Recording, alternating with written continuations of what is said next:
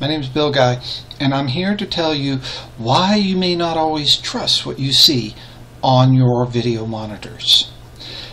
That's because our eyes are not tuned to changes that come up on our video monitors.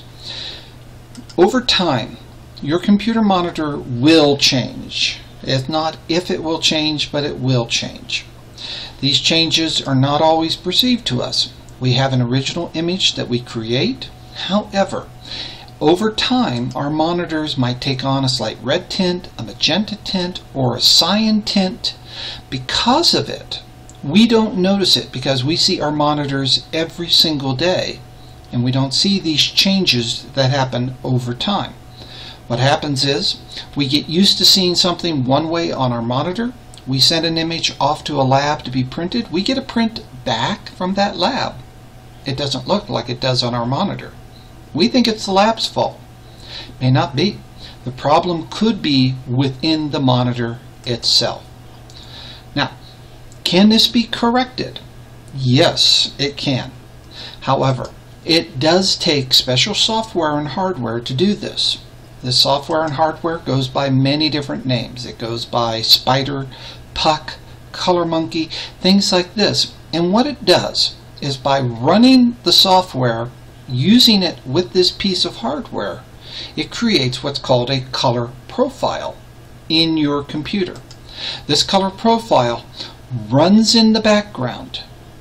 And by running in the background, every time you turn on your computer, it targets off of that color profile so that the colors you see are much, much closer to what an industry standard is that your labs are using. Now, these monitor calibrators come in many different prices and styles, everywhere from about $100 all the way up to about $800. But they all work in about the same way. What it does, it runs this software. You place this Puck or Spider on your computer screen.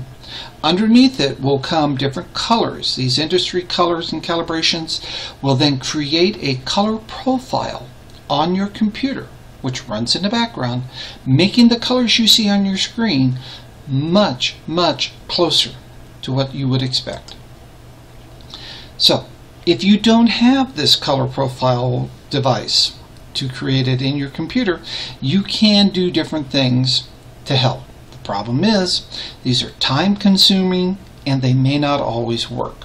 One way is you can ask for a test print. A test print is nothing more than you send a file to your lab, tell them to print it as is, they send it back to you. You see the differences between your test print and your monitor.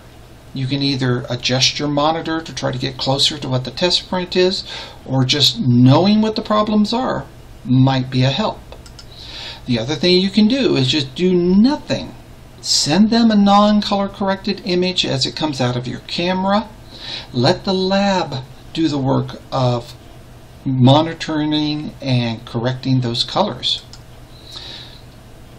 But if the color work from your computer is important, if you are doing things in software programs like Photoshop or Lightroom as part of your artistic image, then you might want to think about investing in a color profile device so the prints that you will get back are going to be closer to what you're seeing on your screen.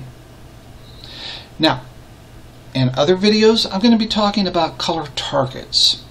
Now, what a color target is nothing more than a digital gray card or a special gray card that has color squares on it that the lab is able to target off of to create an industry standard for what the colors should be. Other videos I'm going to be talking about incorporating these into photographing your artwork, and even for you photographers out there, how to use these gray cards to color correct your work in your computer. This is Bill Guy. Please look on my website here for other videos that will help you in getting better looks and images back from your labs.